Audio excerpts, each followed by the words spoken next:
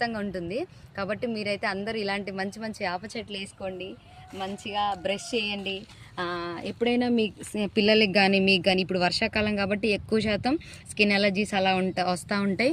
ఈ ఆకును కనుక మనం తీసుకొని దీంట్లో కొంచెం ఉప్పు కొంచెం పసుపు వేసి చక్కగా దీన్ని మిక్స్ చేసి రోల్ అయితే రోలు లేదంటే మిక్సీ అయితే మిక్స్లో దీన్ని మెత్తగా చూర్ణంలాగా చేసుకొని ఒంటికి పట్టించామంటే ఎటువంటి స్కిన్ అలర్జీస్ అయితే ఉండవు.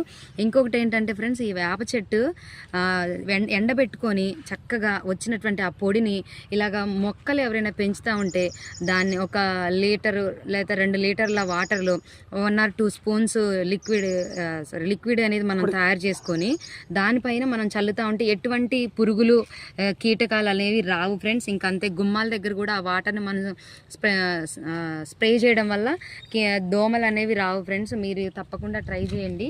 ఇంకా ఈ చెట్టు గురించి అయితే మా డాడ్